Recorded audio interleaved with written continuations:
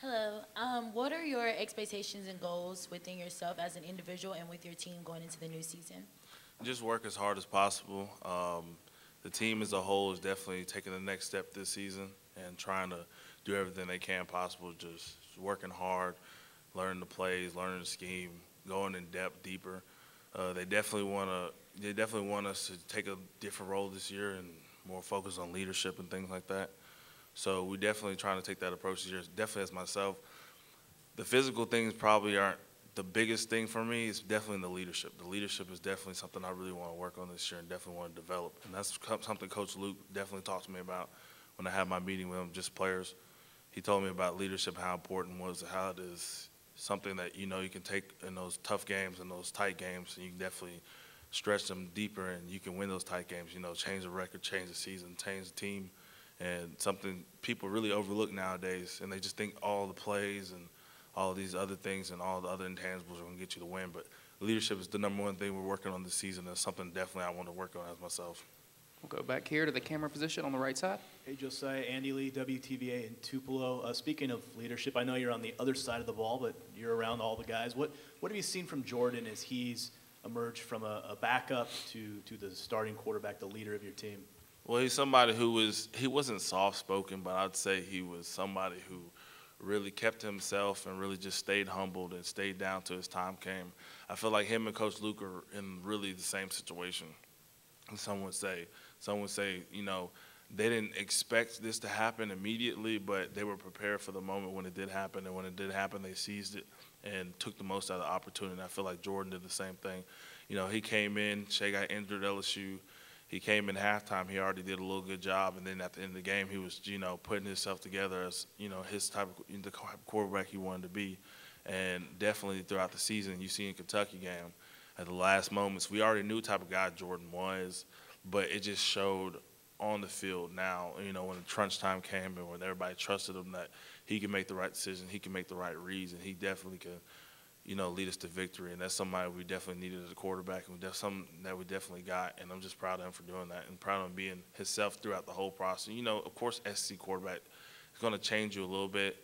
It's the proudest you're starting SEC quarterback, and especially SEC West at a great university, but he definitely did a great job, and I'm definitely proud of him. Go to the second row, left side. Do you have a story or anything from practice, maybe something that we don't get to see that kind of illustrates what makes A.J. Brown so special? Just the work he puts in, the whole receiving corps as a whole, NWO, they do a great job of doing more even when, it's not expected of them. Even when they do more, they take it to the next level, and they're late at night, holidays, weekends, off days, doing the most. Like, I can say that group probably works the most, work the hardest out of everybody on our team, and that's something I aspire of my group to step it up and match that level of intensity. They just set a standard for the team of where we all want to be. But he does a great job, leading his guys. Him, DK Metcalf, DeMarcus Lawrence, they do a great job taking the young guys and trying to make it a generational thing and not just a couple seasons and then we have average receivers. They want to make it more of a brand. Ole Miss is known for great receivers going to the NFL, making great plays, playing on the highest stage in college, winning awards, doing things like that. So he just wants to make the receiver brand, a nation brand, and that's something that they're all doing well, those leaders over there, and especially him. Go to the third row over here on the right side. Hey, Josiah. So as you know, there are 6 new coaches in the SEC, and people have mixed feelings about that. Some people say it's an advantage. Some people say it's a potential roadblock. What are your opinions about your new head coach? Coach Luke is definitely somebody who bleeds Ole Miss vein to vein, so he's somebody I feel like definitely deserves the job, but deserving it in this league is not enough. You really have to earn it, and I feel like everybody knew who came into the league as coaches. They have credentials. They've earned it. Mississippi State's new head coach, he was a great offensive coordinator at Penn State. Jimbo Fisher, he's been great at Florida State. He's been to the national championship, won a national championship. So these guys new guys coming into the league, they always have expectations they want to come and, get wins in the SEC. That's the ultimate goal in college football. So if you can do that at the highest level, that is your ultimate goal to get to. And Coach Luke is at that ultimate goal. He definitely wants, to prove that he belongs here. And we know he belongs here, but he definitely proven to everybody in the nation that he definitely belongs here. We'll go to the camera position in the back right. Josiah, how does it feel to finally have some normalcy and stability going into a season as opposed to years past with the all the clouds hanging over? Well, for some reason, I'm used to like unstable conditions just throughout my whole life. So I know things can change at an instant. You know, it's professional, as amateuristic as the sport is. It's very professional.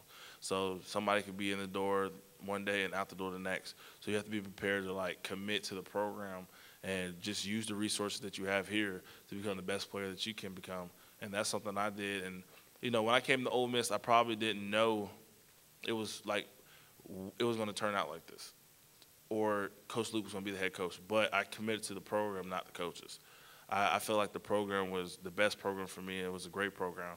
It was somewhere I could flourish as a player, as a student athlete, as just a man, period. So I feel like, you know, it turned out the way I wanted it to, and I'm really happy with the choice I made down the line. You know, I may not have seen it, you know, then, but definitely now, Coach Luke is definitely the guy for the job. Coach McGriff's definitely the coordinator for the job. Coach Long is definitely the offensive coordinator. I feel like this year is what I was waiting for. Definitely, you know, we've had great players, we've had great coaches, but now this year I feel like everything's going to go in a circle.